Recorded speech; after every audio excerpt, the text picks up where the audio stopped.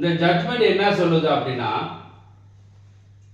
March 26 உச்ச நீதிமன்றம் வழங்கிய முக்கியமான தீர்ப்பின்படி பட்டியல் ஜாதி அந்தஸ்தில் உள்ள ஒருவர் இந்து, சீக்கியம் அல்லது பௌத்தம் தவிர வேற மதத்திற்கு, அதாவது கிறிஸ்துவம், இஸ்லாம் போன்றவை வேற மதத்திற்கு மாறினால் உடனடியாகவும் முழுமையாகவும் தங்களது பட்டியல் சாதி அந்தஸ்தை இழப்பார்கள்.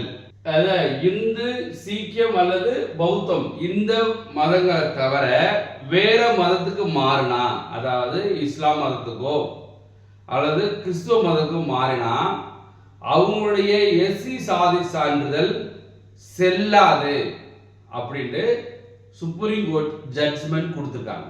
இது ஏன் முக்கியமான ஜட்ஜ்மெண்ட் அப்படின்னா, இப்ப இந்த இடஒதுக்கீடு இருக்கு இல்லையா, இவங்க எதுக்காகனா இந்து மதத்துல ஒடுக்கப்பட்ட மக்களா இருக்காங்க. அதனால இவங்களுக்கு என்னது முன்னேற்றம் அடிப்படையில் as per கான்ஸ்டிடியூஷன் படி இவங்களுக்கு இடஒதுக்கீடு கொடுத்துருந்தாங்க.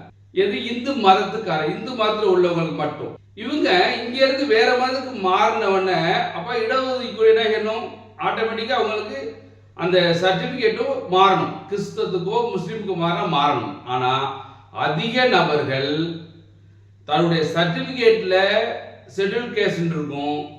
ஆனா அவங்க பின்பற்றுறது பூரா அவங்க கிறிஸ்டினாருக்கு இருந்து பின்பற்றுவாங்க, மேக்சிமம் கிறிஸ்டினா பின்பற்றுறாங்க, அப்புறம் முஸ்லீம் மதத்தில் பின்பற்றுறாங்க.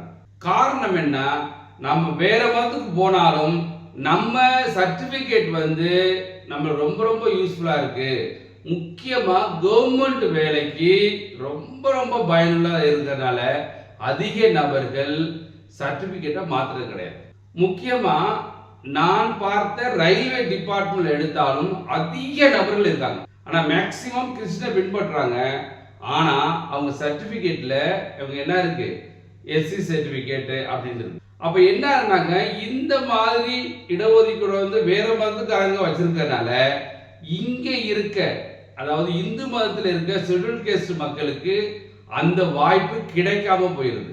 அந்த வாய்ப்பு கிடைக்காம போறதுனால சுப்ரீம் கோர்ட் என்ன சொல்லியிருக்கு, ஒரு ஜட்ஜ்மெண்ட்ல ஒரு எஸ்சில, அதாவது ஷெட்யூல் கேஸ்ட்ல இருக்க ஒருவர் இந்து மதத்திலேயோ சீக்கிய மதத்திலேயோ பௌத்த மதத்திலேயோ இருக்கலாம். ஆனா வேற மதத்துக்கு மாறினால் அவங்களுக்கு ஷெட்யூல் கேஸ்ட் சர்டிபிகேட் ஆட்டோமேட்டிக்கா க்ளோஸ் ஆயிரும். அவங்களுக்கு எந்த ஒரு இடஒதுக்கீடும் கொடுக்கப்படக்கூடாது அப்படின்னு சொல்லி சுப்ரீம் கோர்ட் அந்த ஜட்ஜ்மெண்ட் அறிவிச்சிருக்காங்க.